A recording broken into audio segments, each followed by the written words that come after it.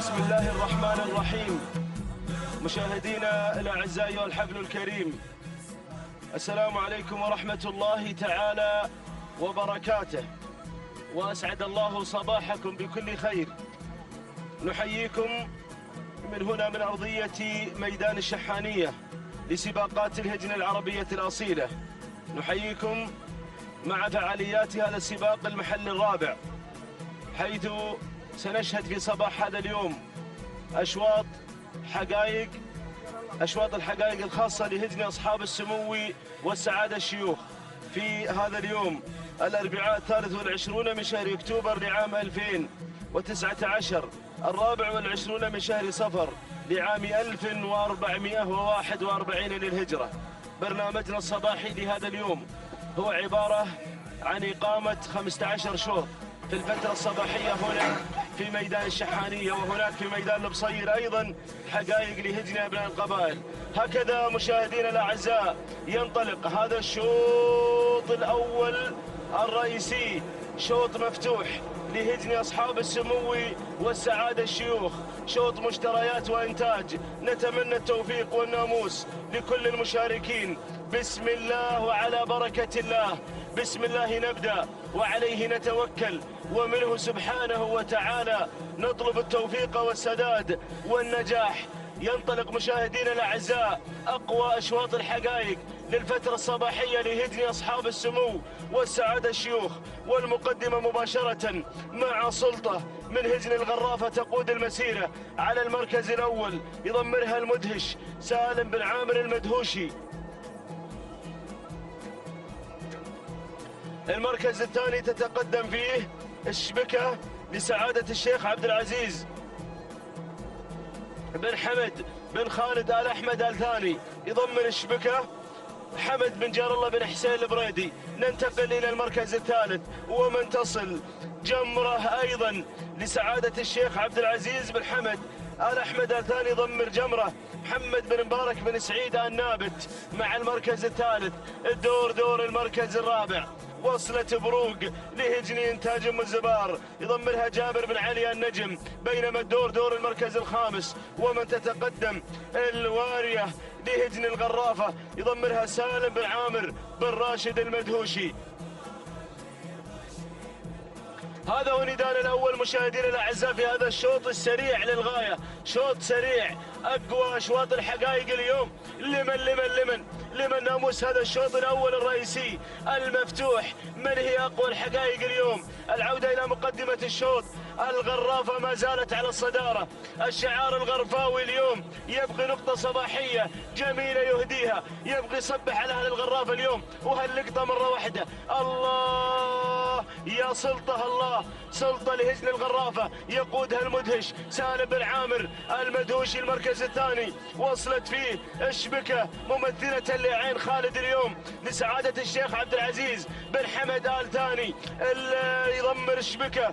يضمر الشبكة حمد بن جار الله بن حسين البريدي. المركز الثالث تصل فيه جمرة لسعادة الشيخ عبد العزيز بن حمد بن خالد الأحمد الثاني، ورصيدها حافل بالإنجازات جمرة مع المركز الثالث. المركز الرابع تصل تنفيذ لهجن الغرافة، يتابعها المستشار ويتابعها أيضا الخبير والماهر، وكل شيء يستاهل أبو راشد سعيد بن راشد الزعبي. الله المركز الخامس أول نداء أيضا لطيف وصل الطيف لهجن المرقاب مع سعود بن علي بن وحوش. هذه نتيجتنا أيها الأعزاء أيها الحفل الكريم في هذا الشوط الأول الرئيسي. 800 متر ثقيلة على المشاركين، ثقيلة على ملاك الهجن.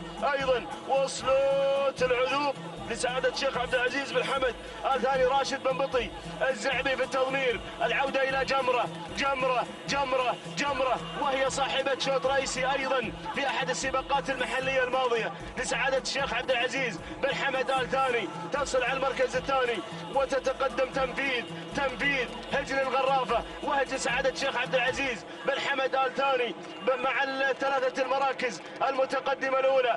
جمرة وتنفيذ، جمرة وتنفيذ، جمرة وتنفيذ، والعذوب أيضا على المركز الثالث، ولكن جمرة تهدي السلام، تنتزع الشوط المفتوح لتهديه إلى أهل الغرافة، إلى أهل الغرافة، إلى أهل الغرافة، إلى أهل عين خالد اليوم، إلى أهل عين خالد كما فعلت في أحد السباقات الماضية. شعار سعادة الشيخ عبد العزيز بن حمد آل أحمد آل ثاني ينتزع ويختطف هذا الشوط المفتوح. تهانينا للمرة الثانية في رصيدها، تنتزع شوط رئيسي جمرة. تهانينا لسعادة الشيخ عبد العزيز بن حمد آل ثاني ولمن قادها، وللمضمر محمد بن مبارك بن سعيد النابت. المركز الثاني تنفيذ لهجن الغرافة مع المضمر سعيد بن راشد الزعبي. المركز الثالث وصلت العذوب لسعادة الشيخ عبد العزيز بن حمد بن خالد آل أحمد آل ثاني مع راشد بن بطي الزعبي. المركز الرابع وصلت فيه نوض لسعادة الشيخ عبد العزيز بن حمد بن خالد آل أحمد آل ثاني يضمرها محمد بن بخيت بن برقان. المركز الخامس وصلت سلطة لهجن الغرافة مع سالم بن عامر المدهوشي. إذن هذه جمرة مشاهدينا الأعزاء تنتزع هذا الشوط الأول الرئيسي المفتوح. قطعت المسافة في 4 دقائق 28 ثانية 53 جزء من الثانية. واسعد الله صباحكم يا العين خالد اليوم. تهانينا والناموس لمالك جمرة سعادة الشيخ عبد العزيز بن حمد بن خالد آل أحمد آل ثاني. التهاني موصولة لمحمد بن مبارك بن سعيد النابت. المركز الثاني وصلت فيه تنفيذ. قطعت المسافة في 4 دقائق 29 ثانية 81 جزء من الثانية. التهاني والناموس لهجن الغرافة على انتزاع تنفيذ المركز الثاني. وتهانينا أيضا والناموس للجنرال سعيد بن راشد الزعبي. المركز الثالث وصلت فيه العذوب. قطعت المسافة في 4 دقائق 30 ثانية 26 جزء من الثانية. تهانينا والناموس أيضا لسعادة الشيخ عبد العزيز بن حمد بن خالد آل ثاني. والتهاني موصلة للمضمر راشد بن بطي الزعبي. تهانينا والناموس لجميع الفائزين. إذن هذا الشوط يذهب إلى هالعين خالد اليوم ومع شعار سعادة الشيخ عبد العزيز بن حمد بن خالد آل ثاني. أسعد الله صباحكم كل خير جماهيرنا هناك. وننتهي في هذه اللحظات الشوط الأول الرئيسي المفتوح الحقائق القعدان. وأرحب بأخي وزميلي مطلق بن علي العنزي. شكرا محمد بن بريك المري. أيها الإخوة المتابعون المشاهدين الكرام في كل مكان، أسعد الله صباحكم جميعا بكل خير. أحييكم وأرحب بحضراتكم في هذا اليوم في بداية سباق محلينا الرابع. هذا اليوم الأربعاء 23 من أكتوبر 2019، حيث ننطلق اليوم وفي صبيحة هذا اليوم ومع انطلاقة أول الأشواط الخاصة بهجن أصحاب السمو والشيوخ والسعادة في انطلاقة موفقة إن شاء الله. بداية نهني سعادة الشيخ عبد العزيز بن حمد بن خالد آل ثاني على انتزاع وتحقيق جمرة أول الأشواط الرئيسية في هذا الصباح. تهنئة لهذا الشعار المميز على انتزاع وتحقيق أول النقاط الرئيسية لينطلق على بركة الله شوطنا الرئيسي الأول الخاص بالقعدان. طبعا 3 كيلومترات مسافة الأشواط في هذا الصباح، أشواط الحقائق. نبدأ بسم الله وعلى بركة الله بإعلان المراكز الخمسة الأولى، بادئين مع هذه الشعارات العملاقة التي تنطلق وتندفع في مسار الناموس. البداية مع من؟ البداية عند الوسمي لهجن الغرافة بقيادة سالم بن عامر المدهوشي على المركز الأول على الصدارة. المركز الثاني شعار جمرة على المركز الثاني، هذا هو كبريت على المركز الثاني ينطلق ويندفع بالمركز الثاني بشعار جمرة، شعار سعادة الشيخ عبد العزيز بن حمد بن خالد آل ثاني بقيادة محمد بن بخيت بن برقان. المركز الثالث يصل شعار الغرافة أيضا تعزيزا لانطلاقة الوسمي، يصل مع الصارم، هذا هو الصارم على المركز الثاني بشعار الغرافة بقيادة المدوشي. المركز الرابع اللي غير إلى المركز الثالث إلى المركز الثاني وفي طريق إلى المركز الأول، هذا هو الشعار ينطلق، وهذا هو جهجل على المركز الأول. يا سلام، جهجل لسعادة الشيخ عبد العزيز بن حمد بن خالد آل ثاني، مالك بن عبد الله المحاربي في التضمير. المركز الرابع شعاري ام الزبار على المركز الرابع، على المركز الرابع هذا هو شعشاع، ويتدخل من العمق لابد لابد لابد لشعار سعادة الشيخ عبد العزيز بن حمد بن خالد آل ثاني مع محسن بن فراج. المركز الخامس وينه؟ وين المركز الخامس؟ رقم 10 المركز الخامس هداد لهجني ام الزبار بقيادة وتضمير ومتابعة هنا جابر بن علي بن جابر النجم المري. هذا النداء الاول متابعينا مشاهدينا الكرام، الله الى الغرافة وشعارها، الى المقدمة، مقدمة الشوط عند الغرافة. عند الغرافة يطالبون يا الوسمي، يا مضمر الوسمي، يا سالم، يا بن عامر، يا المدهوشي، لكن شعار جمرة قادم، شعار جمرة قادم، شعارها وينطلق جهجل. يا سلام يا سلام بشعار سعادة الشيخ عبد العزيز بن حمد. يصل شعار ابو سعود على المركز الثاني الى المركز الاول، يطمح في الاشواط الرئيسية. هذا المالك العجيب، هذا المالك العجيب. يا سلام والله راح الناموس، راح الناموس، ويصل ايضا بالمركز الثالث. لابد لابد لابد، لكن المدهوشي خطير، والله العظيم خطير المدهوشي، خطير خطير خطير خطير. يلا يا ابن فراج، يلا يا ابن فراج، يلي بالمركز الثالث مع لابد. لكن المدهوشي تقود شعار الغرافة لثقة الكبار للناموس في الشوط الرئيسي. يا سلام راح الناموس مع الغرافة، مع الغرافة، مع الغرافة، مع الغرافة. يا سلام شوفوا الصراع يا اخواني، شوفوا النزاع، شوفوا الابداع مع هذه الشعارات العملاقة التي تسير في طريق الناموس، دائما تبحث عن الاشواط الرئيسية، ادخال ايضا المتعة والاثارة في هذا العالم الساحر. يا سلام، جود مورنينج للغرافة، جود مورنينج وصباحك خير للداعم الرسمي لهذا الشعار سعادة الشيخ حمد بن جاسم بن فيصل آل ثاني على انتزاع وتحقيق الوسمي اول الاشواط الرئيسية. تهنئة للمضمر سالم بن عامر المدهوشي. عطر المركز الثاني، المركز الثاني جهجل لسعادة الشيخ عبد العزيز بن حمد بن خالد بن أحمد آل ثاني. المركز الثالث أيضا، المركز الثالث لابد لسعادته. المركز الرابع، المركز الرابع شعشاع لهجني أم الزبار. المركز الخامس، المركز الخامس هداد لهجني ام الزبار. يا سلام صراع الكبار، ويبقى الغرافة في المقدمة كعادة هذا الشعار. يا سلام 4 دقائق 26 ثانية 99 جزء من الثانية. هذا هو الشعار الوسمي بقيادة ايضا مدهش المضمرين سالم بن عامر المدهوشي. المركز الثاني لابد اللي بالمركز او جهجل،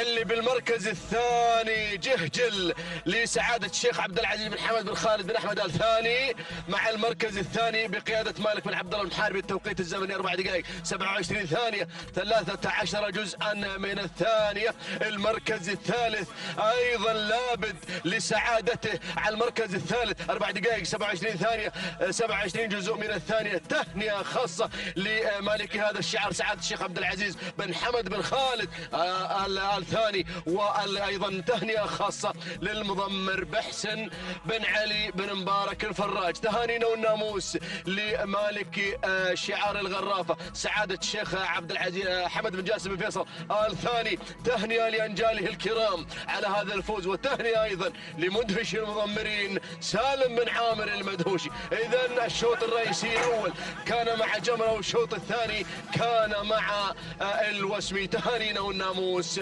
للجميع.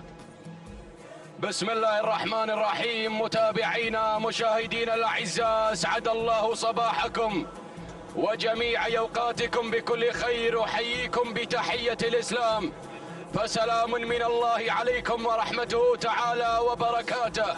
من هنا من على أرضية هذا الميدان، ميدان التحدي، ميدان الشحانية لسباقات الهجن العربية الأصيلة، ينطلق شوطنا الثالث للإبكار الحقائق. ومن مسافة 3 كيلومترات انطلقت هذه الأسماء، اندفعت هذه الشعارات لتزين أرضية هذا الميدان. أتقدم مع عدالة مع المركز الأول هجر الغرافة سالم بن عامر بن راشد المدهوشي، من يقدم لنا عدالة مع المركز الأول. المركز الثاني من تحت المركز الوصافة تصل السداري مع المركز الثاني لسعادة الشيخ عبد العزيز بن حمد بن خالد آل ثاني. حمد بن جار الله بن علي بن حسين البريدي من يقدم لنا السداري مع المركز الثاني. المركز الثالث تصل بلقيس هجر ام الزبار،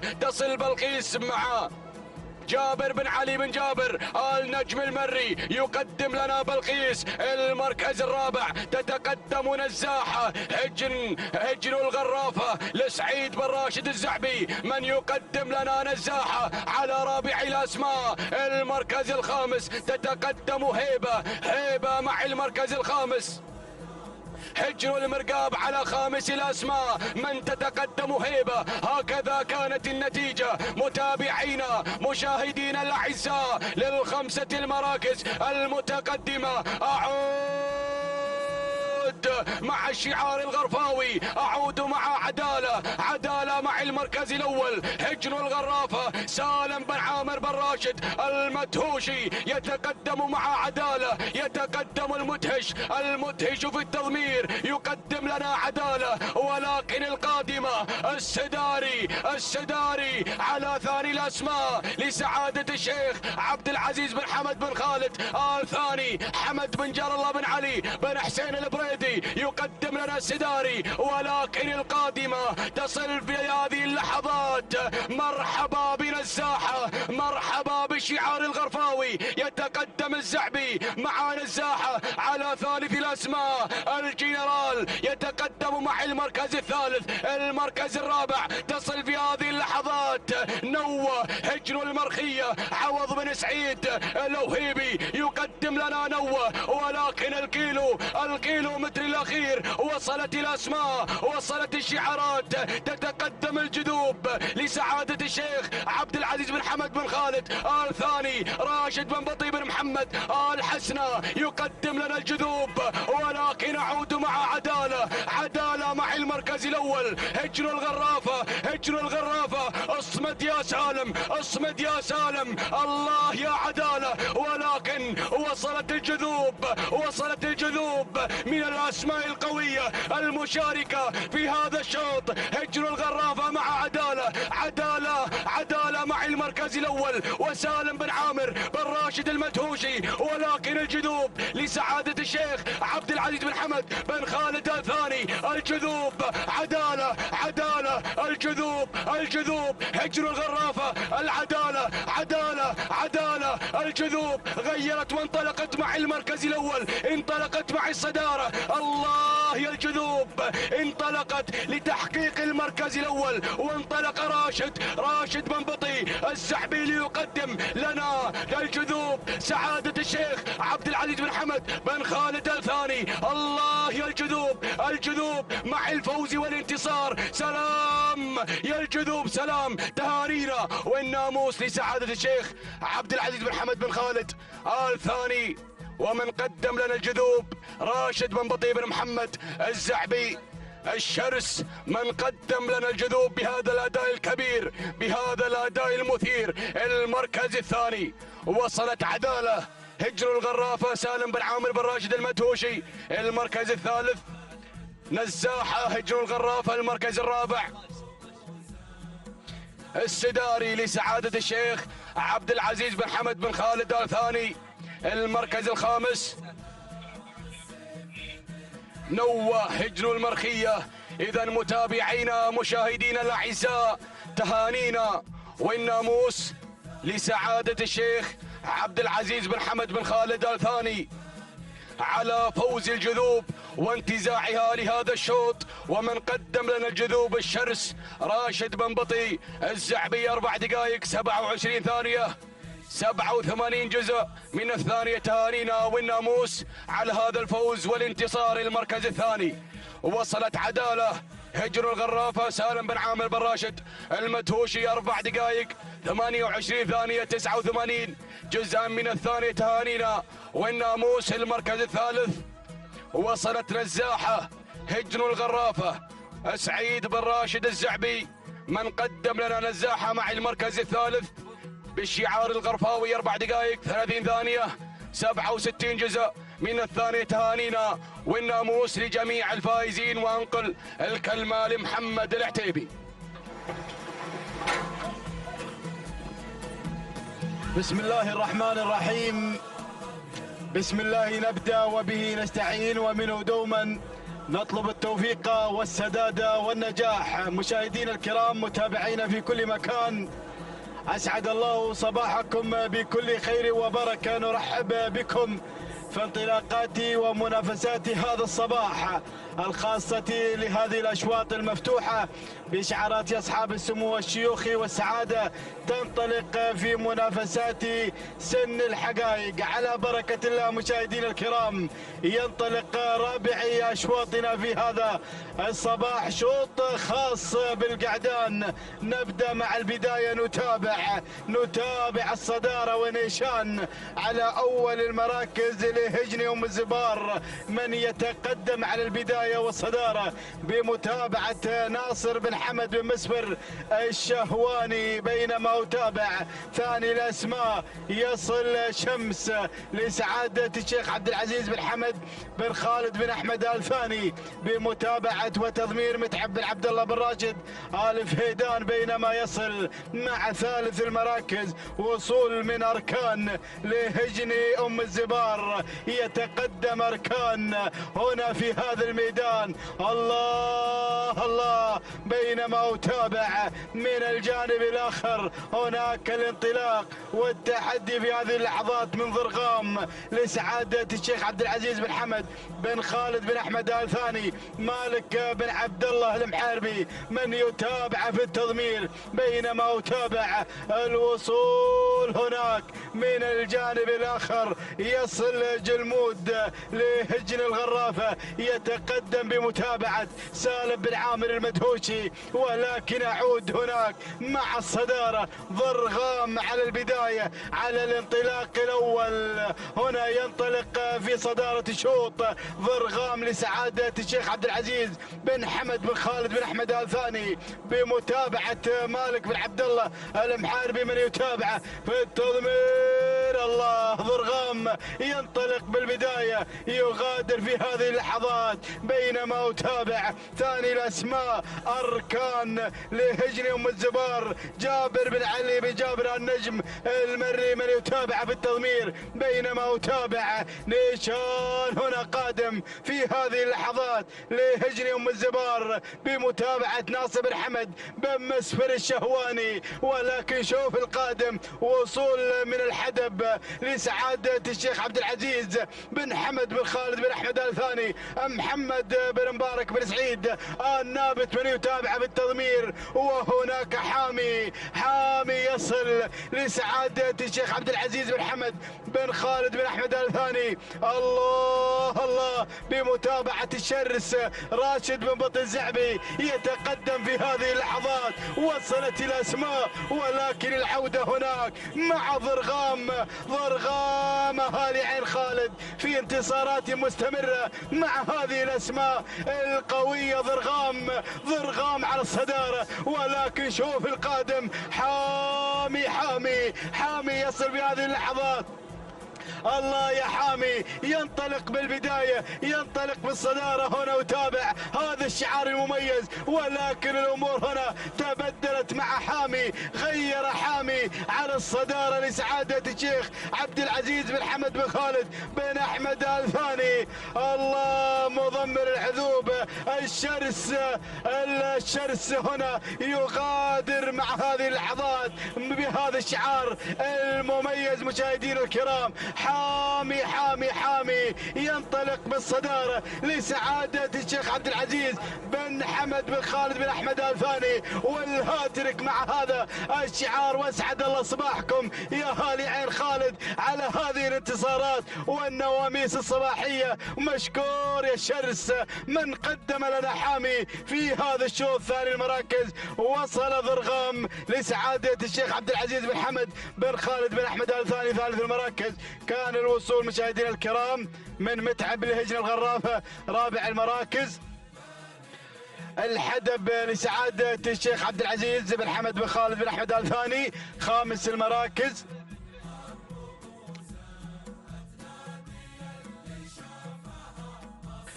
خامس المراكز وصل نول هجن المرخية. هكذا كانت النتيجة مشاهدينا الكرام متابعينا في كل مكان. تابعنا حامي حاملا للواء هذا الشعار، شعار سعادة الشيخ عبد العزيز بن حمد بن خالد بن أحمد آل ثاني. وحضور مميز في هذا الصباح كان حاميا لهذا الشوط ب4 دقائق 25 ثانية 12 جزء من الثانية. تهانينا والناموس لسعادة الشيخ عبد العزيز بن حمد بن خالد بن أحمد آل ثاني، والتهنئة لراشد بن بطي الزعبي ثاني المراكز. وصل ضرغام ب4 دقائق 29 ثانية وجزئين من الثانية. تهانينا والناموس لسعادة الشيخ عبد العزيز بن حمد بن خالد بن أحمد آل ثاني، والثانية لمالك بن عبد الله المحاربي ثالث المراكز. وصل مشاهدينا الكرام متعب لهجن الغرابة ب4 دقائق 31 ثانية 27 جزء من الثانية. الثانية أيضا لسالم بن عامر المدهوشي. تهانينا والناموس للجميع.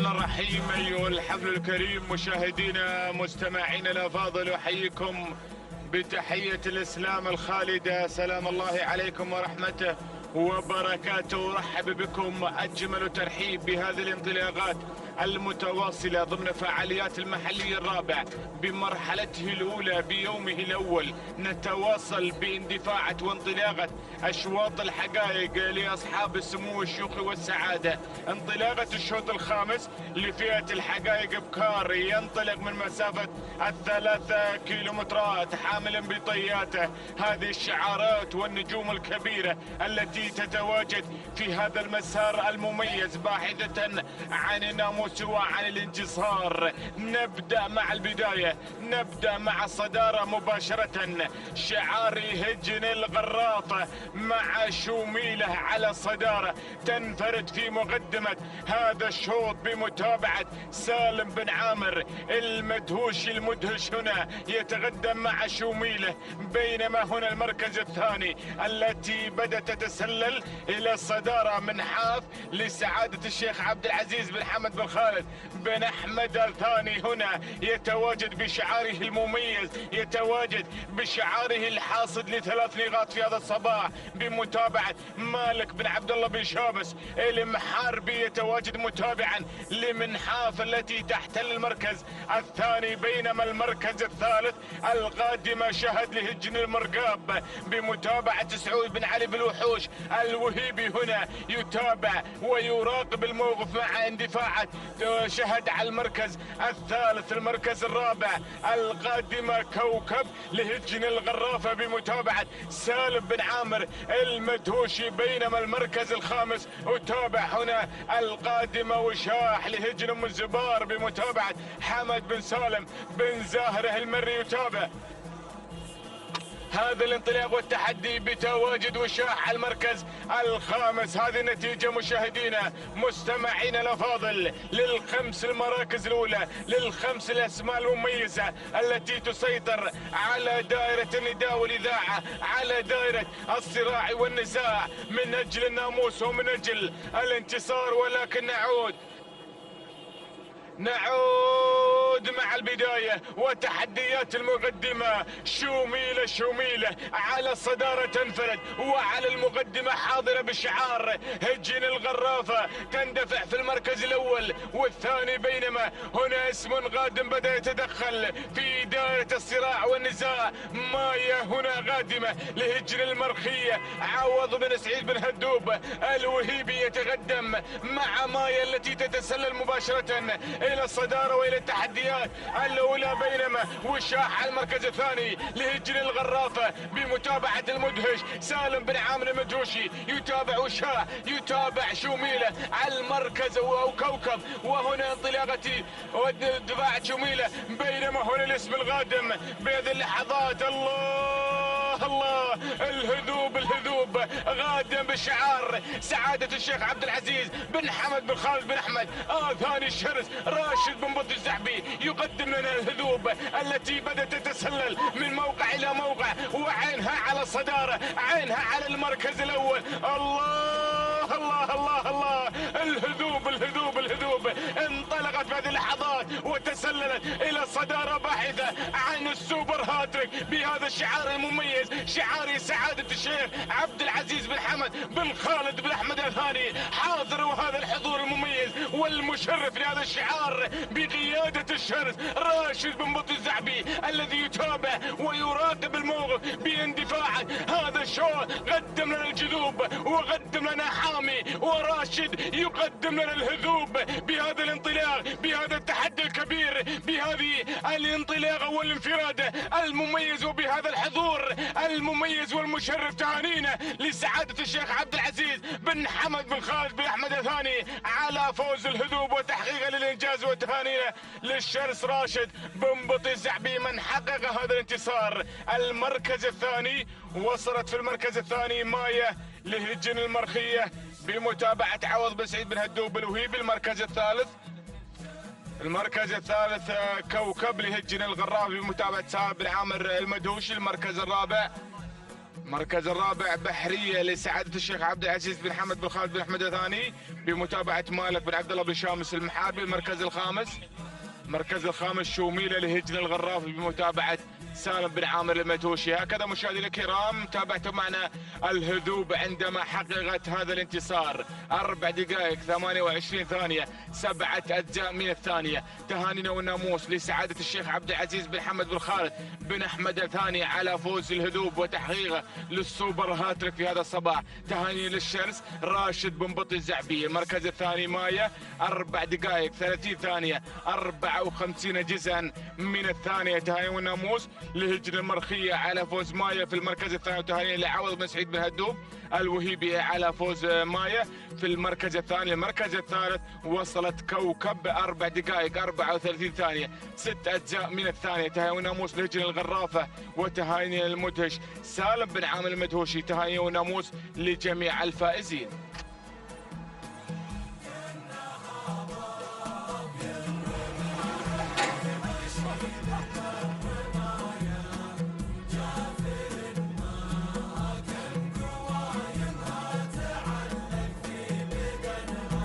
بسم الله الرحمن الرحيم، بسم الله نبدأ وعليه نتوكل، ومنه دائما وأبدا نطلب السداد والتوفيق يا رب العالمين. انطلق بهذه اللحظات الشوط السادس بتعداد أشواط ومنافسات وتحديات هذا اليوم وانطلاقات سن الحقائق من مسافة 3 كيلومترات. مرحبين بهذه الشعارات، شعارات الشيوخ والسعادة الحاضرة بمنافسات وتحديات أرضية ميدان التحدي. لنبدأ مع مسيرة ومقدمة هذا الشوط. لنرى معكم انطلاقة الذيب على المركز الأول، تعود ملكية الذيب الهجن الغرافة والتضمير عند سالم بن عامر المدهوشي من افتتح أشواط الصباح وقدم لنا جمرة، وهنالك من قدم لنا الوسمي خاطفا أولى أشواط القعدان. يقدم لنا الذيبي انطلاقة البداية، تنخطم مجريات المقدمة مع انطلاقة طايب على المركز الأول.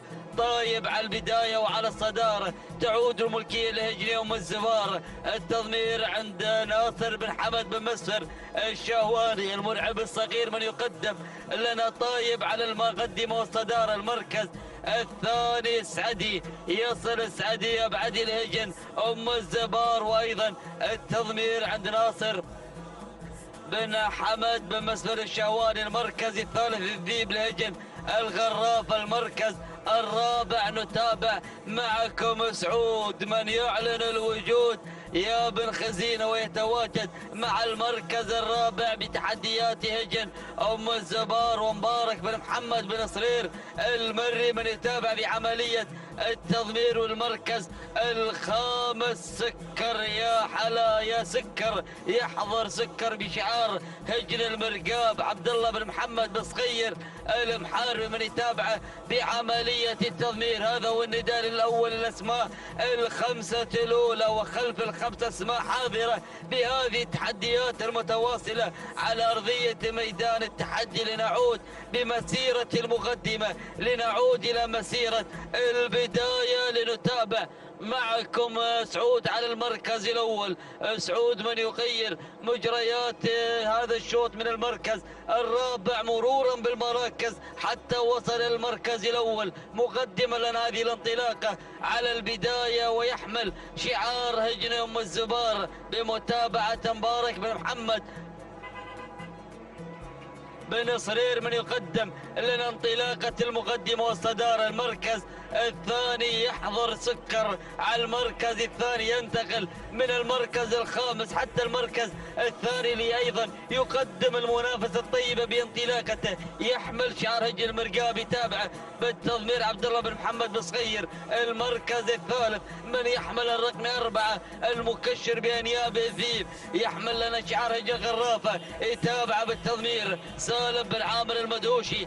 المركز الرابع وصل الخطر من قبل شعشاع من بدأ يشع بالمنافسة بتحدياته لسعادة الشيخ عبد العزيز بن حمد بن خالد الثاني، والتضمير عند حمد بن طالب بالعمارة. المركز الخامس وصل حشار مع أيضا قلة من الأمتار، ووصل الدوب من بدأ يلتهم المراكز بقدومه ليتقدم بشعار سعادة الشيخ عبد العزيز بن حمد بن خالد الثاني. وانطلق الذيب مع البداية، هجن الغرافة تقدم لنا الذيب بانطلاقة أول المراكز، شعار الوسمي شعار الشوط الأول الرئيسي للقعدان، يحضر مع الذيب والداب غادم، الداب والذيب، الذيب والداب. الله يا المنافسة، التحديات الحاضرة، الداب الذيب اصمد الذيب، الداب بدأ يلتهم المراكز المتقدمة بحضوره وانطلاقاته ولسعاته الخطيرة، خاطفا النقطة الخامسة خماسية ماسية مع هذا الشعار الخاطف لنقطة هذا الشوط الثاني. والتبريكات لسعادة الشيخ عبد العزيز بن حمد بن خالد الثاني، والتهنئة نزفها أيضا لمضمر الداب من قدم لنا الداب مالك بن عبد الله بن شامس المحاربي من قدم لنا أيضا الداب خاطفا ناموس هذا الشوط باللحظات النهائية. المركز الثاني وصل الذيب الهجن الغراف. المركز الثالث وصل سعود لهجن أم الزبار. المركز الرابع سكر لهجن مرقاب. خامسا كان الوصول من طايش لهجن أم الزبار. مشاهدينا الكرام متابعينا الأعزاء، تابعنا معكم الداب خاطفا ناموس هذا الشوط. لنشاهد التوقيت الزمني مع مخرج هذا السباق محمد بن خزينة. 4 دقائق 29 45 زمن الثانية. الثاني التبريكات لمالك الداب سعد الشيخ عبد العزيز بن حمد بن خالد الثاني، والثانية لمالك بن عبد الله بن شامس المحاربي على هذا الفوز المستحق وعلى أيضا تحقيق هذا الشعار للنقطة الخامسة في هذه الفترة الصباحية. المركز الثاني وصل الديب 4 دقائق 29 76 زمن الثاني. وهني هجن غراف، والتهنئة لسالم بن عامر المدهوشي. المركز الثالث كان الوصول من قبل مشاهدينا الكرام سعود، توقيته الزمني 4 دقائق 31 32 زمن الثانية. حتى تبرك هجن أم الزبر، والتهنئة مبارك بن محمد بن صرير.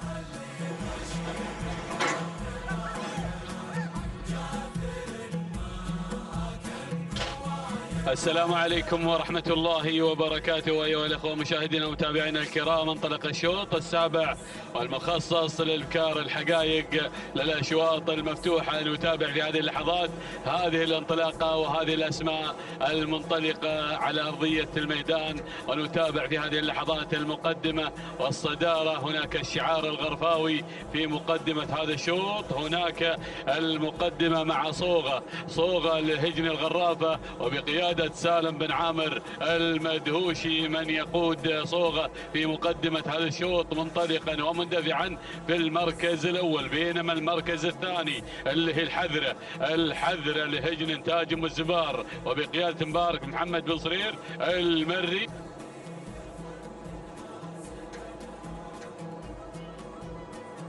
هنا في هذه اللحظات بينما النقلة على المركز الثالث نتابع في هذه اللحظات المركز الثالث. نتابع هناك سرت قادمة مع المركز الثالث لسعادة الشيخ عبد العزيز بن حمد بن خالد آل ثاني، ضمنها راشد بن بطي الزعبي. في هذه اللحظات المركز الرابع، نتابع هناك المركز الرابع في هذه اللحظات اللي قادمة هناك اللي هي رهف اللي هجن ام الزبار وبقيادة مبارك محمد بن صرير المري. والمركز الخامس نتابع في هذه اللحظات صاحبة المركز الخامس وقدومها هنا، نتابع اللي هي الجساسية اللي هجن ام الزبار وبقيادة حمد بن سالم بن بريك المري. يا سلام يا هذا الشوط، يا سلام يا هذا التحدي. ولكن بنعود الى مقدمة الشوط، بنعود الى الصدارة والمركز الاول. هناك الحذرة هجن ام الزبار وبقيادة مبارك بن محمد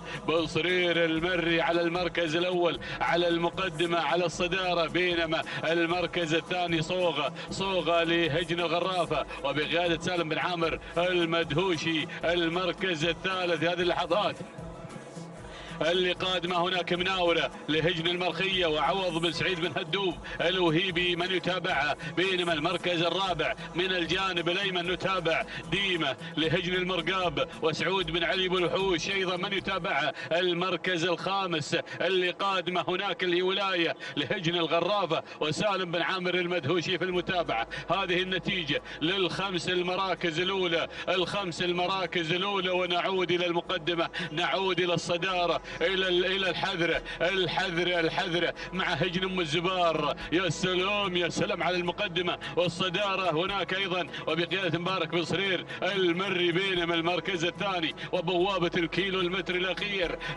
المتر الخطير. والمركز الثاني نتابع مناورة مع هجن المرخية على المركز الثاني وعوض بن سعيد بن هدوب الوهيبي من يتابعها ويرافقها، بينما ارى هنا قدوم في هذه اللحظات ونرى ايضا قدوم. يا سلام، شعار عين خالد ايضا قادم في هذه اللحظات بهذا الوصول مع غدير ايضا هناك قادمة في هذه اللحظات او اللي قادمه هنا نتابعها في هذه اللحظات. عجله لسعاده الشيخ عبد العزيز بن حمد بن خالد آل ثاني ويضمرها مالك بن عبد الله بن شامس المحاربي. بدات بالتسلل. الله، يا سلام يا شعار عين خالد، يا سلام على هذا الاداء والتميز. 5 نقاط صباحيه، وهذه النقطه السادسه تشاهدونها عبر شاشه قناه الريان الفضائيه تتجه الى هذه العزبه العملاقه. يا سلام على هذا الاداء، يا سلام على هذا التحدي، يا سلام على هذه المقدمه. وشكرا يا ابو سحيب. ايضا هنا نتابع المقدمه مع عجله ما شاء الله تبارك الله. تهنئه صباحيه، تهنئه لها العين خالد، تهنئه ما شاء الله. والمضمرها ايضا يستاهل ايضا مالك بن عبد الله بن شامس المحاربي. سلام وتحيه واحترام. والنقطه السادسه على التوالي، النقطه السادسه لسعاده الشيخ عبد العزيز بن حمد بن خالد الثاني. تهانينا والناموس على هذا الفوز. بينما المركز الثاني وصلت هنا مناوره لهجن المرخيه والتهنئه وصل لعوض بن سعيد بن هدوب. المركز الثالث ولايه لهجن الغرافه وسالم بن عامر المدهوشي. المركز الرابع هناك الحذره لهجن ام الزبار وايضا بقياده مبارك بن صرير. المركز الخامس وصلت هناك الأبهرية لسعادة الشيخ عبد العزيز بن حمد بن خالد الثاني وبقيادة محمد بن مبارك بن سعيد النابت المري. يا سلام يا هذا الشوط، شاهدنا هنا عجلة أيضا من انتزعت الفوز بكل ثقة تامة، وأيضا تهنئة أيضا أهل عين خالد أيضا على هذا الفوز. التوقيت الزمني توقيت عجلة 4 دقائق 31 ثانية و75 جزء من الثانية. تهانيا لسعادة الشيخ عبد العزيز بن حمد بن خالد الثاني والنقطة السادسة في هذا الصباح، والثانية موصولة لأبو سحيم، والثانية موصولة أيضا لمضمرها أيضا مالك بن عبد الله بن شامس المحاربي. بينما وصلت على المركز الثاني مناورة أيضا توقيتها الزمني 4 دقائق 32 ثانية 99 جزء من الثانية. تهانينا والناموس أيضا هجن المرخية، والتهنئة موصولة لعوض بن سعيد بن هدوب بن محمد الوهيبي. المركز الثالث ولاية توقيتها الزمني 4 دقائق 33 ثانية 31 جزء من الثانية. تهانينا لهجن الغرافة، والتهنئة موصولة لسالم بن عامر المدكوشي.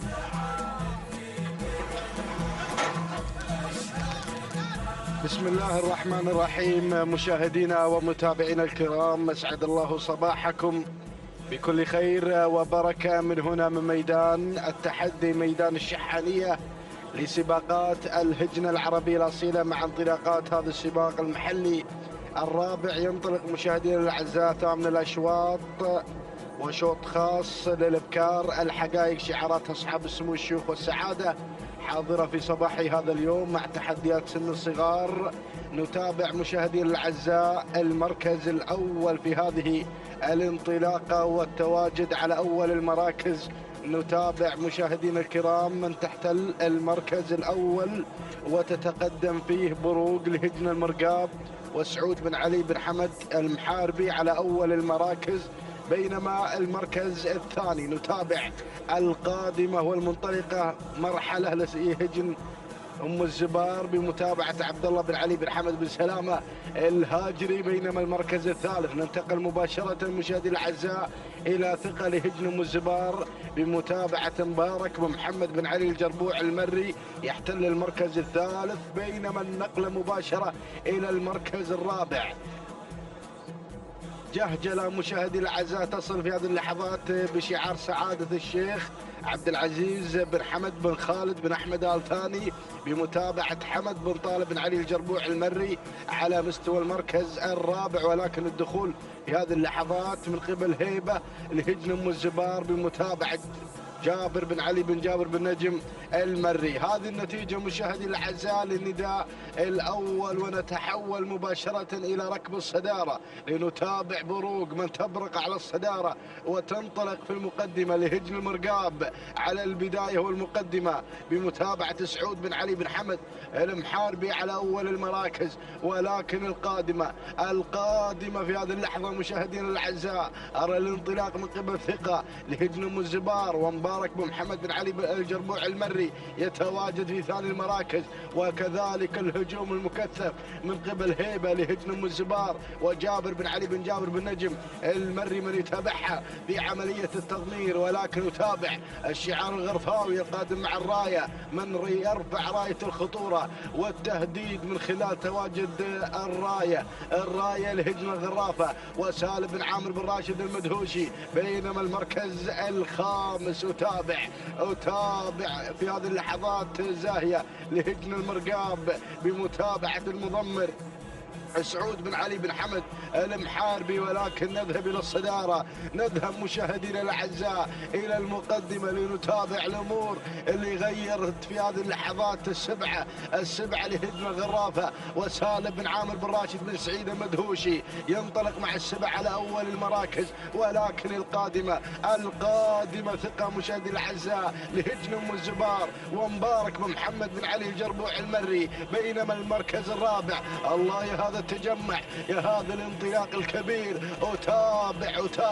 أتابع أسماء خطيرة بدأت بالدخول والانطلاق في هذه اللحظات من الجانب الآخر. أتابع الوصول والانطلاق من قبل ختالة لسعادة الشيخ عبد العزيز بن حمد بن خالد بن أحمد آل ثاني ومالك بن عبد الله بن شامس المحاربي، ولكن الله القادمة بروق لهجن أم الزبار ومبارك بن ركان الوهيبي، ولكن نتابع محبة لهجن الشحانية القادمة في هذا الانطلاق مع محبة جابر بن سالم بن فران المري الشبل يتواجد، ولكن الله السبعة مشاهدين الأعزاء تفترس هذا الشوط، تنطلق في المركز الأول لهجن الغرافة والمضمر هنا المدهش سالم بن عامر بن راشد بن سعيد المدهوشي. من يتابع السبعة، هذه السبعة مشاهدين الأعزاء خطفت المركز الأول، خطفت الناموس. تهانينا والناموس لسعادة الشيخ حمد بن جاسم بن فيصل آل ثاني الداعم الرسمي لهذا الشعار. سلام الغرافة، سلام يا هجن الغرافة على فوز السبعة بالمركز الأول. تهنئة للمدهش سالم بن عامر بن راشد بن سعيد المدهوشي. من تابع السبعة إلى خط نهاية المركز الثاني جاءت في محبة لهجن الشحانية. المركز الثالث كان الوصول من قبل متعبة لهجن الغراف. المركز الرابع وصلت فيه مشاهدينا الكرام هيبة لهجن تاج أم الزبار، بينما المركز الخامس وصلت فيه مشاهدينا الأعزاء ختالة لسعادة الشيخ عبد العزيز بن حمد بن خالد بن أحمد آل ثاني. إذا مشاهدينا الأعزاء شوط حملة الإثارة والتحدي إلى الأمتار الأخيرة. حضرت السبعة من فازت بناموس هذا الشوط. تهانينا وناموس لسعادة الشيخ حمد بن جاسم بن فيصل آل ثاني الداعم الرسمي لهذا الشعار، شعار هجن الغرافة. وإلى المدهش سالم بن عامر بن راشد المدهوشي. من تابع السبعة إلى خط النهاية 4 دقائق 28 ثانية. 7 أجزاء من الثانية هو توقيت السبعة. صاحبة المركز الأول وصاحبة كلمة الناموس. المركز الثاني أتت في محبة لهجن الشحانية بمتابعة الشبل جابر بن سالم بن فران المري. 4 دقائق 28 ثانية 83 جزء من الثانية. تهانينا والناموس. بينما المركز الثالث حلت فيه مشاهدينا الكرام ومتابعينا الافاضل متعبه لهجن الغرافه بمتابعه المدهش سالم بن عامر بن راشد المدهوشي. 4 دقائق 30 ثانيه 44 جزء من الثانيه. تهانينا والناموس لجميع الفائزين.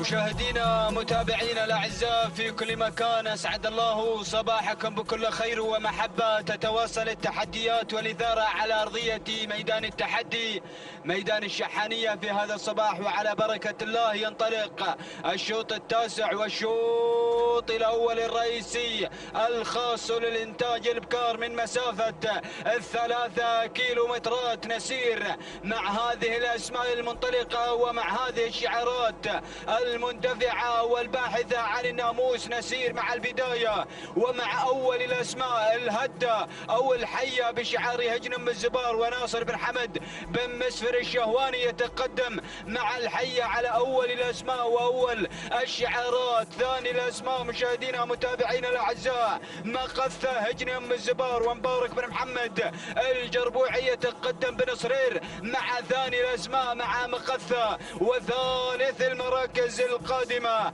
بها هجن الزبار مبارك بن محمد بن علي الجربوعي المري يتقدم مع ثالث الأسماء. رابع المراكز القادمة الغزيل هجن الزبار فاران بن محمد بن حمد بن قريع، ولكن غير الاسم القادم والمنطلق القادمة هنا بشعار سعادة الشيخ عبد الله بن علي بن عبد الله آل عبد الرحمن الثاني ومحمد بن حمود بن محمد بن عبد الله الوهيبي. ولكن أعود مع البداية ومع أول الأسماء مقثة على البداية هجن الزبار مبارك بن محمد بن صرير الجربوعي يتقدم مع مقثة على البداية وعلى أول الأسماء. ثانيا قادم الحية مع ثاني الأسماء هجن الزبار ناصر بن حمد بن مسفر الشهواني. وثالث المراكز تتقدم نشابية بشعار سعادة الشيخ عبد الله بن علي بن عبد الله آل عبد الرحمن الثاني ومحمد بن حمود الوهيبي يتقدم مع نشابية على ثالث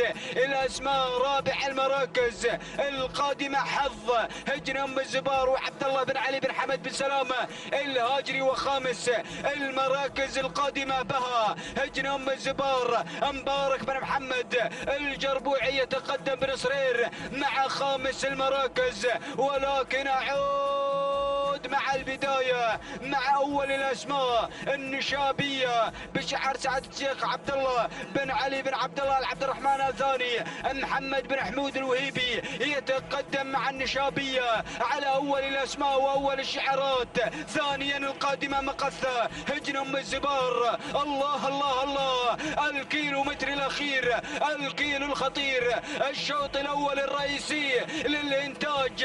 مقثة تستفتح أبواب الكيلو متر الأخير. مقثة هجن الزبار مبارك بن محمد بن صرير يتقدم مع مقثة على البداية. ثاني الأسماء واصلة القادمة والمنطلقة رشراش بشعار هجن الزبار عبد الله بن علي بن سلامة الهاجري يتقدم مع ثاني الأسماء مع رشراش. وثالث المراكز وصلت الأسماء، وصلت غالية بشعار سعد الشيخ فهد بن سعود بن فهد بن عبد العزيز الثاني وحسين بن محمد بن سالم آل سفران.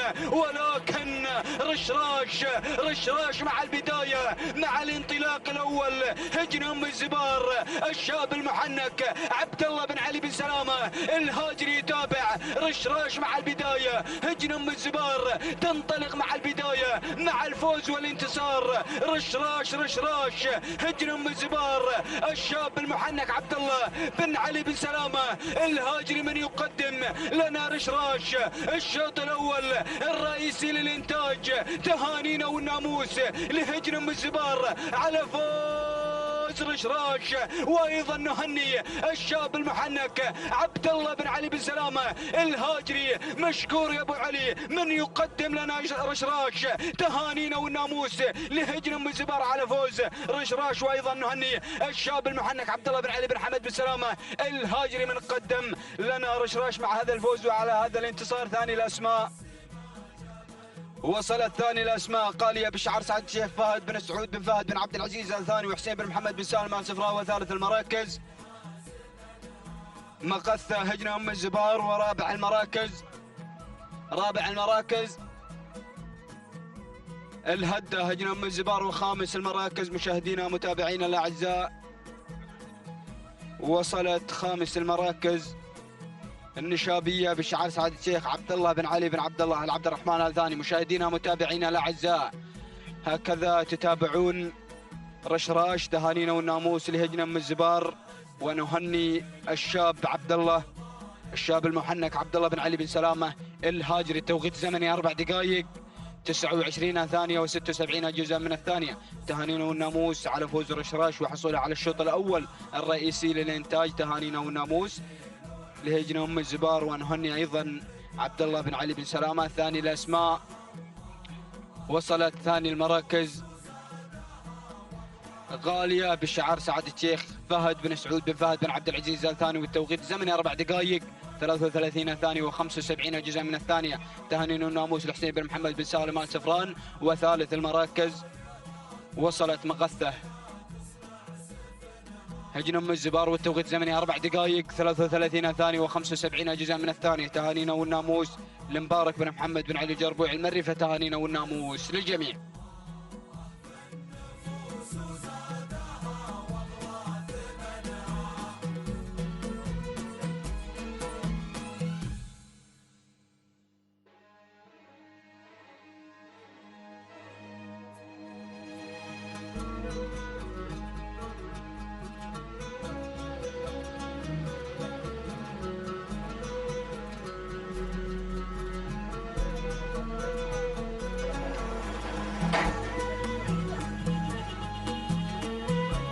بسم الله الرحمن الرحيم، وعلى بركة الله نستعين. مشاهدينا الأعزاء متابعينا الكرام، نرحب بكم من جديد مع انطلاقة أخرى من انطلاقاتنا في هذا الصباح وفي هذا اليوم ضمن منافسات سباقنا المحلي الرابع في صباح هذا اليوم الأربعاء 23 من شهر أكتوبر من عام 2019 للميلاد. نتابع مع حضراتكم مسار جديد من مسارات الأصايل ضمن منافسات سباقنا المحلي الرابع. ينطلق شوطنا العاشر وهو الشوط الرئيسي الأول الخاص بالقعدان، والشوط الرئيسي للإنتاج أيضا ينطلق هنا في هذا التحدي الصباحي المميز. نبدأ مباشرة مع مقدمة الشوط ومع المركز الأول. هذا هو مشرف في مقدمة الشوط من هجني أم الزبار ناصر بن حمد بن مسفر الشهواني من يقدم لنا مشرف على المركز الأول والصدارة، بينما نقلتنا مباشرة إلى ثاني المراكز. وتابع على المركز الثاني التقدم في هذه اللحظات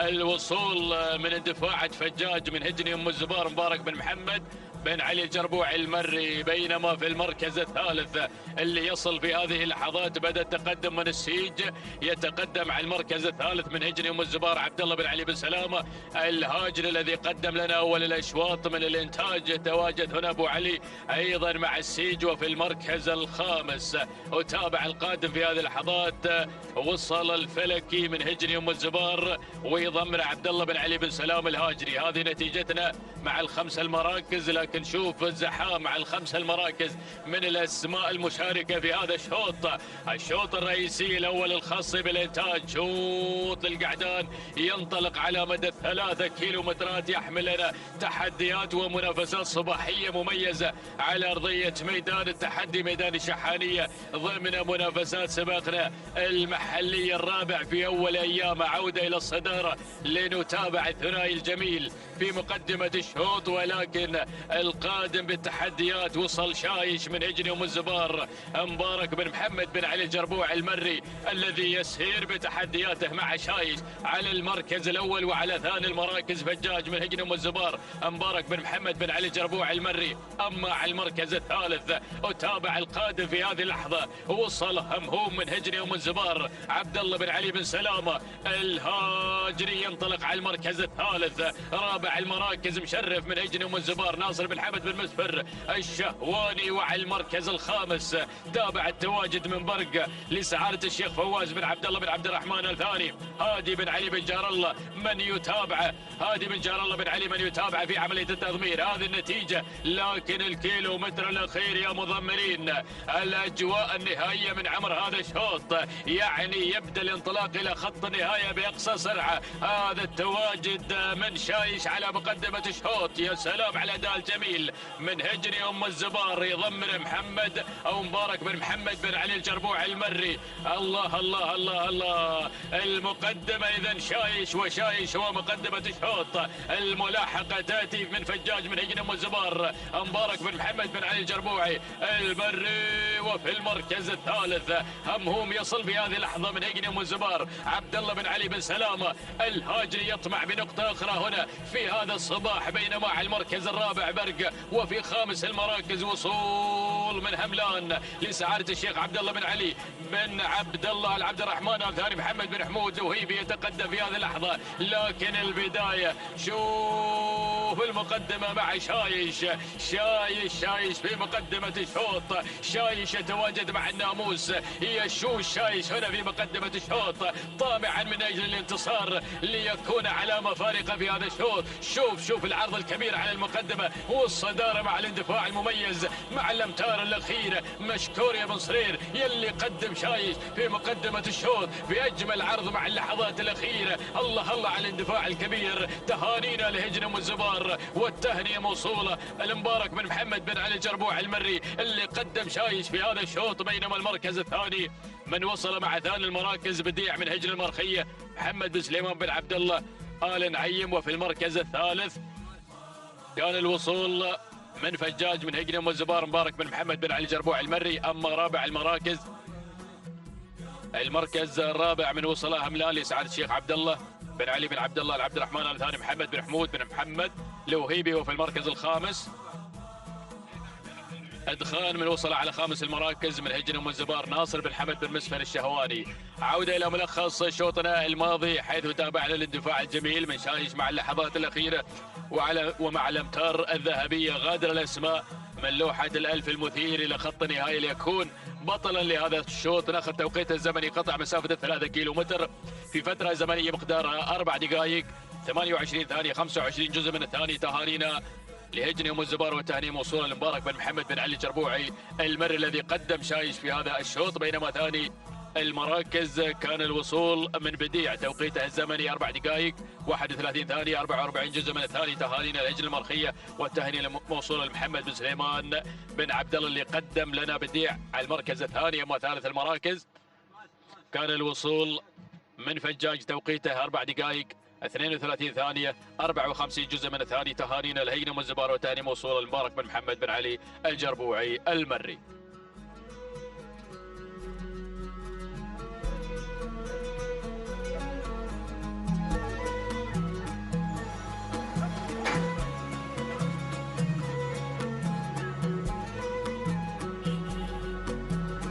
بسم الله الرحمن الرحيم. أيها الحفل الكريم مشاهدينا متابعينا الكرام، أسعد الله صباحكم وجميع أوقاتكم بكل خير ومحبة وسلام. التواصل مستمر وانطلاقاتنا مستمرة من أرضية ميدان التحدي لسباقات الهجن العربية الأصيلة. ينطلق شوطنا 11 المخصص للحقائق الابكار وايضا لهجن اصحاب السمو والشيوخ والسعاده. نسير مع هذا الشوط مشاهدينا الكرام الذي يحمل لنا هذه الاسماء الكبيره والشعارات المميزه مباشره مع البدايه وصداره هذا الشوط. هناك من تاتينا مرسومه لسعاده الشيخ علي بن حمد بن علي العبد الله الثاني علي بن فاران بن علي بن حمد المري من يتابعها في عمليه التضمير. بينما المركز الثاني وتابع التقدم والوصول في هذه اللحظات من قبل هنا غند لهجن ام الزبار وبمتابعه مبارك بن محمد بن علي الجربوعي المري بن صرير من يتابع ويراقب لنا غند. بينما المركز الثالث وتابع التقدم من سيطر لهجن ام الزبار بمتابعه فاران بن محمد بن حمد بن قريع المري. بينما المركز الرابع وصول وتقدم من بروق لهجن ام الزبار وبمتابعه ايضا المرعب ناصر بن حمد بن مسفر الشهواني من يتابع ويراقب تحركات بروق. بينما يتابع المركز الخامس وصول وتقدم مشاهدينا الكرام اللي واصله في هذه اللحظات. هنا وصلت الشاهينيه بشعار سعاده الشيخ عبد العزيز بن حمد بن خالد بن احمد الثاني ويتابع الصارم محمد بن بخيت بن برقان المقارح ايضا من يتابع ويراقب لنا هنا مشاهدينا الكرام رهوه مع المركز وهنا عفوا الشاهينيه هكذا هي الأسماء الخمسة الأولى المتقدمة في هذا الانطلاق المميز والجميل، ولكن عودة مع البداية، عودة مع غند وشعاري أيضا هجن الزبار من تقدم لنا هذا الأداء المميز والجميل وتقدم لنا هذه النوعيات المميزة والفريدة في هذا الانطلاق الرائع والجميل. إذا غند هي سيدة الموقف مشاهدينا متابعين الكرام، ويتابعها بن صرير في عملية التضمير والمتابعة، بينما أتابع شعار أيضا هجن سعادة الشيخ عبد العزيز بن حمد بن خالد آل ثاني أيضا يصل مقدما لنا انطلاقة الشاهينية مع المركز الثاني، يتابعها الصارم محمد بن بخيت بن برقان المقارح، بينما المركز الثالث وصلت هنا مشاهدينا الكرام مبروك هجني انتاي أيضا هجني من زبار، وبمتابعة ناصر بن حمد بن مسفر الشهواني مع المركز الثالث. المركز الرابع وصول وتقدم في هذه اللحظات من ظن لسعادة الشيخ فهد بن سعود فهد بن عبد العزيز آل ثاني، حسين بن محمد بن سالم آل سفران من يتابعها في عملية التضمير، لكن وصول وتقدم من بشاير لسعادة الشيخ فواز بن عبد الله بن عبد الرحمن آل عبد الرحمن آل ثاني، هادي بن جار الله بن علي بن جار الله من يتابعها في عملية التضمير، لكن عودة مع الصدارة. الله يا غند غند غند غند مع البداية، هجني انت ايضا هجني ام الزبار، شعاري هجني ام الزبار يقدم لنا غند بتحدياته المميزة والجميلة، ويتابعها احد الشباب المميزين ايضا هنا بن صرير يتابع لنا هذا الاداء المميز والجميل، ويتابع لنا غند بتحدياته المميزة والجميلة، بينما المركز الثاني تتقدم هنا ظن بشعار سعادة الشيخ فهد بن سعود بن فهد بن عبد العزيز آل ثاني، حسين بن محمد بن سالم آل سفران، لكن غند مع المركز الاول، غند مع صدارة الشوط، شعاري هجني ام الزبار يقدم لنا هذا الاداء المميز والجميل والرائع، يقدم لنا غند بن صرير من يتابع ويراقب غند. سلام غند، سلام هجني ام الزبار، سلام على هذا الاداء المميز والجميل والاداء الاروع في هذا الصباح. تهانينا والناموس ومشكور يا ابن صرير على هذا الاداء المميز والجميل. اذا تهانينا لهجن ام الزبار، والتهاني لمبارك بن محمد بن علي الجربوعي المري من قاد غند الى خط النهايه، بينما المركز الثاني وصلت ظن لسعاده الشيخ فهد بن سعود بن فهد بن عبد العزيز آل ثاني، ومتابعه حسين بن محمد بن سالم آل سفران. المركز الثالث وصلت مع المركز الثالث غند. المركز الثالث مشاهدينا الكرام كان الوصول من بشاير لسعادة الشيخ فواز بن عبد الله بن عبد الرحمن آل ثاني، وبمتابعة هادي بن جار الله بن علي بن جار الله. بينما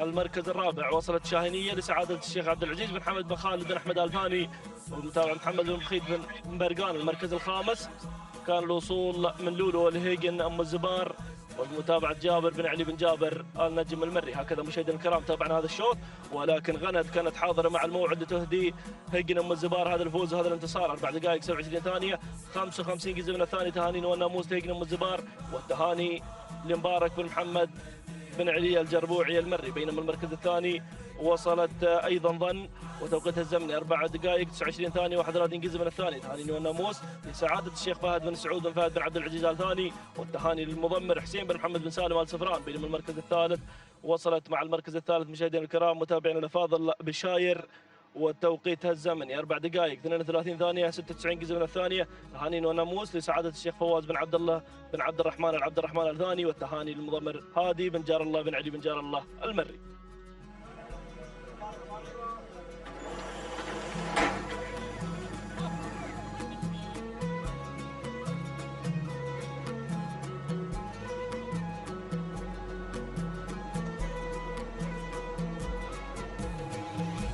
إذا مشاهدينا ومتابعينا الكرام تتواصل التحديات والإثارة من هنا من ميدان التحدي، ميدان الشحانية لسباقات الهجنة العربية الأصيلة، مع انطلاقات هذا اليوم الخاصة لسن الحقائق لشعارات أصحاب السمو الشيوخ والسعادة. ينطلق مشاهدي الأعزاء شوطنا الثاني عشر من مجمل أشواط الفترة الصباحية، شوط مخصص للقعدان. نتابع المركز الأول ونتابع التحديات على أول المراكز مشاهدينا الأعزاء في هذا الانطلاق الكبير. شعار أم الزبار القادم على أول المراكز وتحديات هذا الشعار الكبير والرائع مشاهدينا الأعزاء من خلال هذا الاندفاع الرائع مع صايب شعار هجن إنتاج أم الزبار وفرابة محمد بن حمد بن قريع المري. بينما المركز الثاني نتابع المنطلقة في هذه اللحظات أو المنطلق مشاهدينا الأعزاء بهذا التحدي الكبير الحنيش لهجن البدع بمتابعة راشد بن حمد بن علي المدهوشي مع المركز الثاني. بينما المركز الثالث نتابع القادم المنطلق مداهم لسعادة الشيخ مشعل بن عبد الله بن عبد الرحمن آل ثاني وهادي بن جر الله بن علي بن جر الله المري من يتابع مداهم على مستوى المركز الثالث. بينما المركز الرابع النصر لهجن ام الزبار وناصر بن حمد بن مسفر الشهواني يتقدم على مستوى رابع المراكز. بينما المركز الخامس نتابع مشاهدينا الاعزاء القادم في هذه اللحظات معالج لسعاده الشيخ فواز بن عبد الله بن عبد الرحمن آل ثاني وهادي بن جر الله بن علي بن جر الله المري. هذه النتيجه مشاهدينا الاعزاء للنداء الاول مع المراكز الخمس الاولى ونذهب بحضراتكم الى ركب الصداره لنتابع مداهم جميع المراكز والمشاركين وينطلق في هذه اللحظات في اول المراكز من خلال هذا الاندفاع الجميل والرائع لشعار سعاده الشيخ مشعل بن عبد الله بن عبد الرحمن آل ثاني وهادي بن جر الله بن علي بن جر الله المري في المتابعه والتضمير. بينما النصر القادم بتحدياته الكبيره وبانطلاقه الكبير هجن انتاج ام الزبار هجن ام الزبار القادم مع ثاني المراكز بمتابعه ناصر بن حمد بن مسفر الشهواني. وهنا ايضا مشاهدينا الاعزاء الدخول في هذه اللحظات من الاسم القادم في هذه اللحظة الذيب لسعادة الشيخ عبد العزيز بن حمد بن خالد بن أحمد آل ثاني وعبد الرحمن بن سعيد بن حمد المري غير مباشرة إلى أول المراكز مع انطلاقة الذيب. هذا هو الذيب مشاهدينا الأعزاء خطف المركز الأول وخطف الناموس في هذا الانطلاق الكبير. بدأ يندفع مشاهدينا الأعزاء إلى خط النهاية مع أجواء الكيلو المتر الأخير ولكن نتابع مملوك يصل في هذه اللحظات لأول إذاعة له في هذا الشوط لسعادة الشيخ حمد بن علي بن عبد الله آل عبد الرحمن آل ثاني ومحمد بن حمود بن محمد الوهيبي في المتابعة والتضمير. ولكن أتابع الأسماء أتابع الشعارات مداهم بدأ يصل وينطلق في هذه اللحظات في ثلاث المراكز لسعادة الشيخ مشعل بن عبد الله بن عبد الرحمن آل ثاني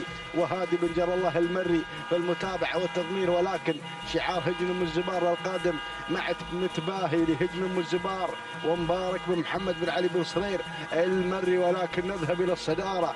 الله يا المقدمة الله يا الذيب وخلك ذيب في الأمتار الأخيرة. هذا هو الذيب مشاهدينا الأعزاء على البداية ينطلق بهذا الناموس الكبير بهذا الانطلاق الرائع. الذيب لسعادة الشيخ عبد العزيز بن حمد بن خالد بن أحمد آل ثاني والمضمر عبد الرحمن بن سعيد بن حمد المري مشكور على هذا الأداء الجميل مع الذيب. هذا هو الذيب مشاهدينا الأعزاء يهدي هذا الناموس إلى هالي عين خالد. سلام يا هالي عين خالد سلام على هذا الأداء الكبير مع الذيب. تهانينا والناموس لسعادة الشيخ عبد العزيز بن حمد بن خالد بن أحمد آل ثاني على هذا الفوز. المركز الثاني مملوك لسعادة الشيخ حمد بن علي بن عبد الرحمن آل ثاني. المركز الثالث كان الوصول مشاهدينا الأعزاء من قبل نضل لهجن ام الزبار. بينما المركز الرابع وصل فيه مشاهدينا الكرام مداهم لسعادة الشيخ مشعل بن عبد الله بن عبد الرحمن آل ثاني. المركز الخامس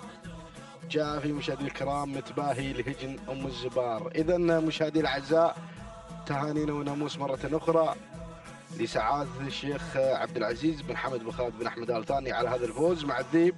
والتهنئة إلى المضمر عبد الرحمن بن سعيد بن حمد الفسل المري. إذا مشاهدينا الأعزاء التوقيت الزمني ولحظة الوصول 4 دقائق 26 ثانية 61 جزء من الثانية هو توقيت الذيب. تهانينا والناموس.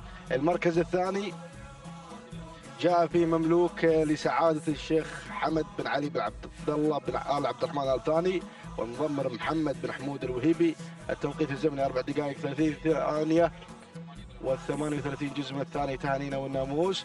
بينما المركز الثالث حل فيه مشاهدينا الكرام نظل لهجن ام الزبار والمضمر ناصر بن حمد بن مسفر الشهواني 4 دقائق 30 ثانية و84 جزء من الثاني. تهانينا وناموس لجميع الفائزين.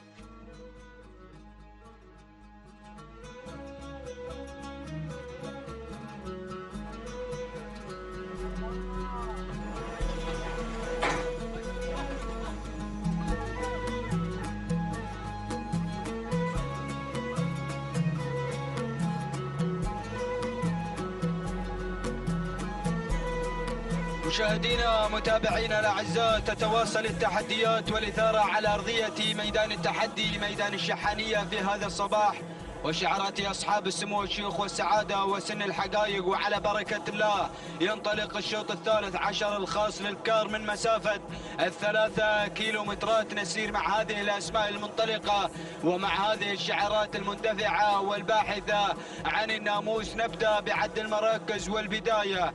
دلايل هجن انتاج ام الزبار او هجن ام الزبار وناصر بن حمد بن مسفر الشهواني يتقدم مع دلايل. ثاني الاسماء وصل جواب هجن ام الزبار عبد الله بن علي بن حمد بن سلامه الهاجري يتقدم مع جواب على اول الاسماء من غيرت الى البدايه. ثانيا تتقدم مزون هجن ام الزبار مبارك بن محمد بن صرير مع ثالث المراكز. رابع الاسماء القادمه والمنطلقه تصميم هجن ام الزبار ناصر بن حمد بن مسفر الشهواني. وخامس المراكز القادمه العيدهيه هجن ام الزبار ناصر بن حمد بن مسفر الشهواني يتقدم مع العيدهيه على خامس الاسماء. هكذا هي النتيجه الاولى مشاهدينا متابعينا الاعزاء للخمس المراكز المتقدمه والخمسه شعارات المندفعه. هناك مزون على البدايه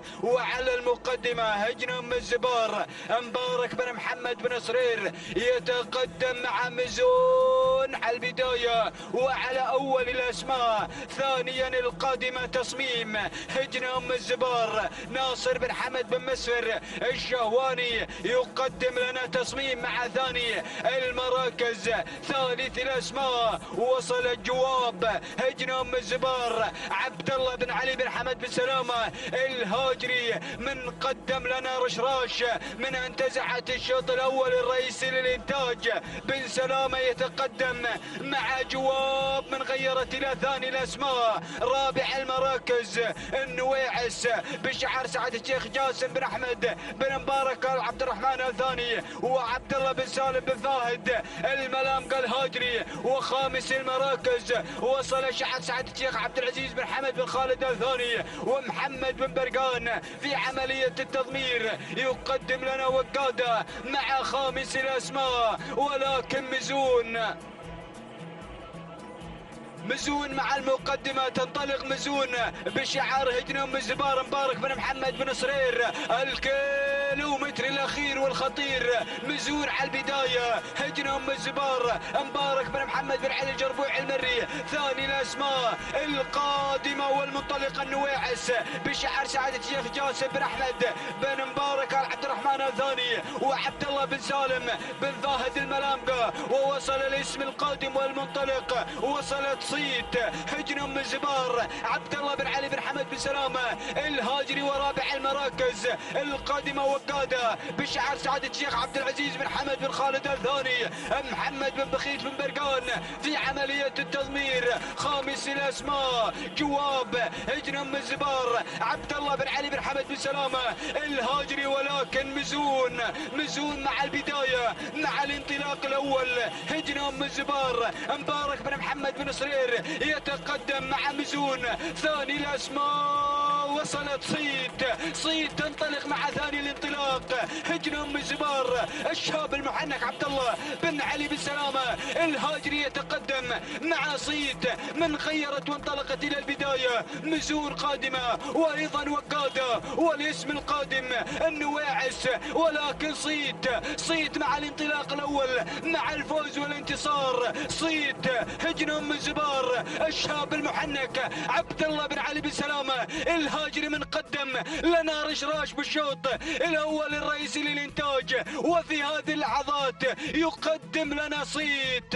تهانينا وناموس لهجن ام الزبار ونهني الشاب المحنك عبد الله بن علي بن حمد بن سلامه الهاجري من قدم لنا صيت. ثاني الاسماء ثاني الأسماء وصلت وقادة بشعار سعادة الشيخ عبد العزيز بن حمد بن خالد الثاني. وثالث المراكز أتت مزون هجنة أم الزبار. ورابع المراكز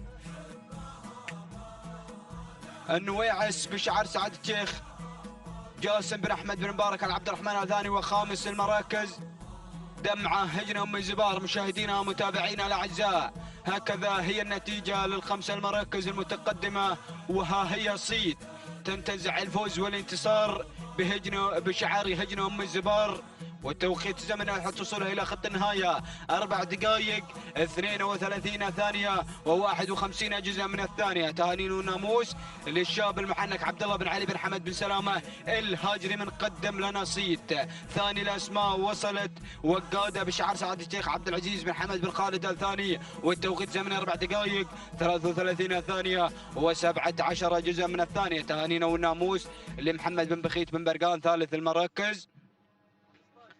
مزون بشعار هجنة أم الزبار. التوقيت زمني 4 دقائق 33 ثانية و22 جزء من الثانية. تهانينا والناموس لمبارك بن محمد بن صرير المري. فتهانينا والناموس للجميع.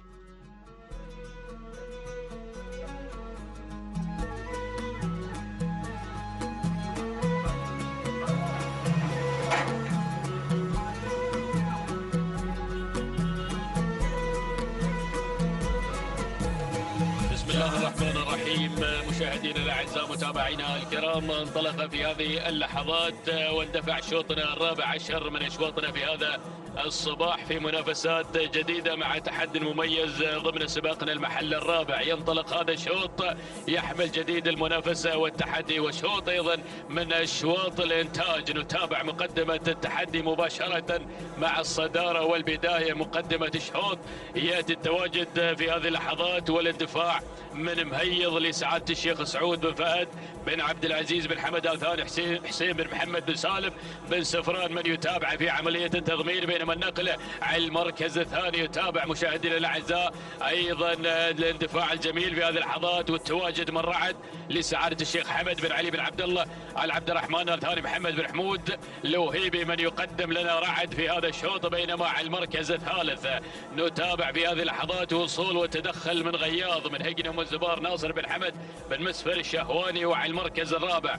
وصل في هذه اللحظات النحاوي لسعادة الشيخ محمد بن عبد العزيز بن فهد بن عبد العزيز آل ثاني محمد بن عبد الله بن ناصر آل حفيظ المري في عملية التضمير. وعلى المركز الخامس وصل عتيم من هجنة أم الزبار مبارك بن محمد بن علي الجربوع المري. هذا النتيجة مع الخمس المراكز في أول ندى 3 كيلومترات هي المسافة إلى خط النهاية، ولكن تابع هذه الأعداد الحاضرة والمشاركة هنا والمنطلقة بين جنبات ميدان التحدي ميدان شحانية. نعود مباشرة إلى مقدمة الشوط إلى المركز الأول والصدارة. الله اللي وصل في هذه اللحظات نبراس يتقدم في أول إذاعة قادم بتحدياته الجميلة لسعادة الشيخ عبد العزيز بن حمد بن خالد بن أحمد آل ثاني محمد بن بخيت بن برقان من يقدم لنا تحديات نبراس. وصل الصارف بانطلاقاته الجميلة، بينما على المركز الثاني وتابع القادم في هذه اللحظات. شوف الوصول المميز في هذه اللحظة، وتابع الاندفاع والتواجد أيضا من مدوخ من هجنة أم الزبار مبارك بن محمد بن علي الجربوع المري. أما على ثالث المراكز يأتي أيضا التواجد من عديم من هجنة أم الزبار مبارك بن محمد بن علي الجربوع المري. على المركز الرابع وتابع غياض من هجنة أم الزبار ناصر بن حمد بن مسفر الشهواني. وعلى المركز الخامس يصل في هذه اللحظات رعد لسعادة الشيخ عبد الرحمن بن عبد الله بن عبد الرحمن آل ثاني هادي بن جار الله بن علي من يقدم في عملية التضمير. هذه نتيجتنا مع الخمس المراكز المتقدمة في هذا الشوط، بينما موقعنا في هذه اللحظات مع بوابة الكيلومتر الأخير الانطلاق والتحدي في هذا الشوط مع الألف المثير. عودة إلى المقدمة والصدارة لنتابع أمور المقدمة. رعد ذهنا في المركز الخامس سرعان ما غير إلى مقدمة الشوط، حاضر بقوة في هذا الاندفاع، يحمل لشعار سعادة الشيخ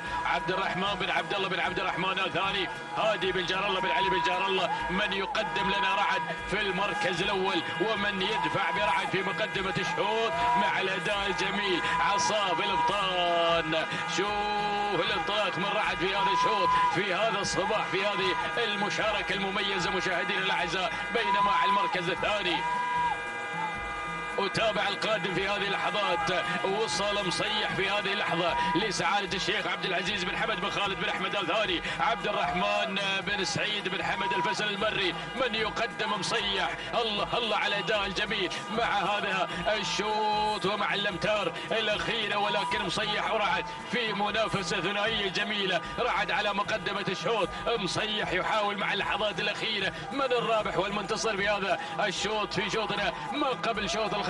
ولكن رعد مع الناموس، رعد مع الانتصار. سلام على الاداء الجميل مع اللحظات الاخيره. سلام رعد سلام. شوف الانطلاق الجميل مع اللحظات الاخيره لسعاده الشيخ عبد الرحمن بن عبد الله بن عبد الرحمن الثاني، هادي بن جار الله بن علي بن جار الله من يقدم رعد مع اللحظات الاخيره. مصيح المركز الثاني، ولكن رعد يحسم النزاع والصراع. تهانينا والناموس. بينما المركز الثاني من وصل مصيح لسعاده الشيخ عبد العزيز بن حمد بن خالد بن احمد الثاني، عبد الرحمن بن سعيد بن حمد المري المركز الثالث.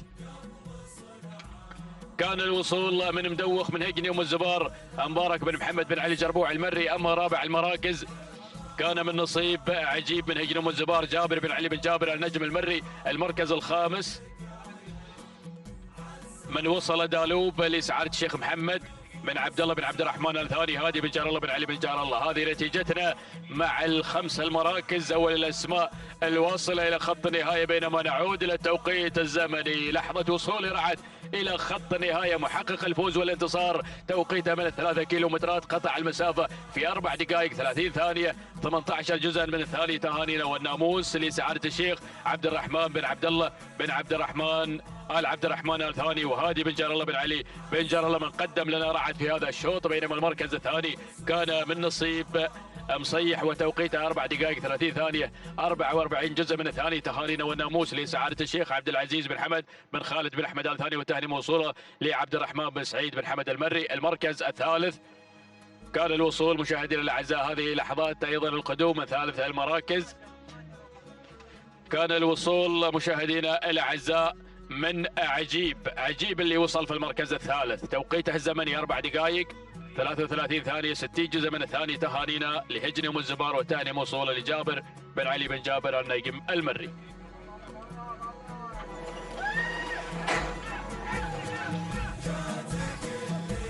التواصل مستمر مشاهدينا الكرام، متابعينا الافاضل، وانطلاقاتنا مستمره من ارضيه ميدان التحدي. ولكن ينطلق شوط الختام، شوطنا الخامس عشر، وهو ختام هذه الاشواط الصباحيه المميزه المخصصه لسن الحقائق وايضا هجن اصحاب السمو والشيوخ والسعاده. يسير هذا الشوط مباشره مع البدايه، نسير مع المركز الاول وأول الأسماء الحاضرة والمنطلقة مع بداية هذا الشوط. هناك الصدارة والمركز الأول الهدة هجني أم الزبار، وبمتابعة فاران بن محمد بن حمد بن قريع المري من يتابع الهدة. بينما المركز الثاني وتابع التقدم والوصول من العبية لهجني أم الزبار، ويتابعها مبارك بن محمد بن علي الجربوعي المري. بينما يتابع الدخول الوصول ايضا من اشتباك لهجني ام الزبار، ويتابعها ناصر بن حمد بن مسفر الشهواني. والمركز الرابع وصول وقدوم من الجساسيه هجني ام الزبار، وايضا ناصر بن حمد بن مسفر الشهواني من يتابعها في عمليه التضمير والمتابعه. هكذا هي الاسماء الخمسه الاولى المتقدمه مشاهدينا متابعينا الافاضل. لكن عوده مع البدايه، عوده مع المركز الاول وصدارة هذا الشوط. البداية مع اشتباك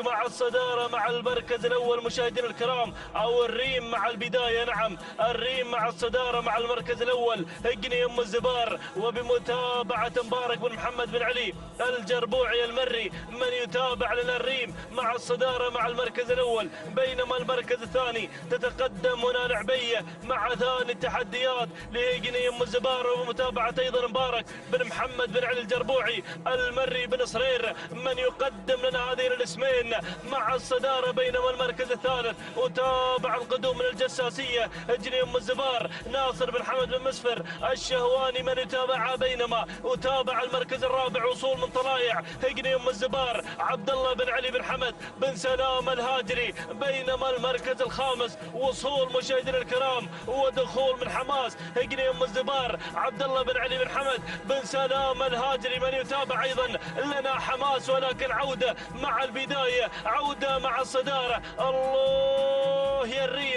الريم مع الصدارة، الريم مع المركز الأول، شعار هجني أم الزبار يتابعها بن صرير، يراقبها بن صرير هنا مع البداية مع المركز الأول وصدارة هذا الشوط، بينما المركز الثاني تتقدم من الجساسية هجني أم الزبار ناصر بن حمد بن مسفر الشهواني. المركز الثالث وصول وتقدم في هذه اللحظات من قبل اللي واصل من الجانب الآخر، وصول من طلايع هجني أم الزبار عبد الله بن علي بن حمد بن سلام الهاجري. المركز الخامس والرابع مشاهدينا الكرام وصول وتقدم من قبل شرف هجني أم الزبار وبمتابعة مبارك بن محمد بن علي الجربوعي المري، وأيضا الوصول في هذه اللحظات والقدوم مشاهدينا الكرام وصلت عسيلة سعادة الشيخ جاسم بن أحمد بن مبارك آل عبد الرحمن آل ثاني عبد الله بن سالم بن فهد الملام قال هاجري، لكن عودة مع الصدارة. الله يا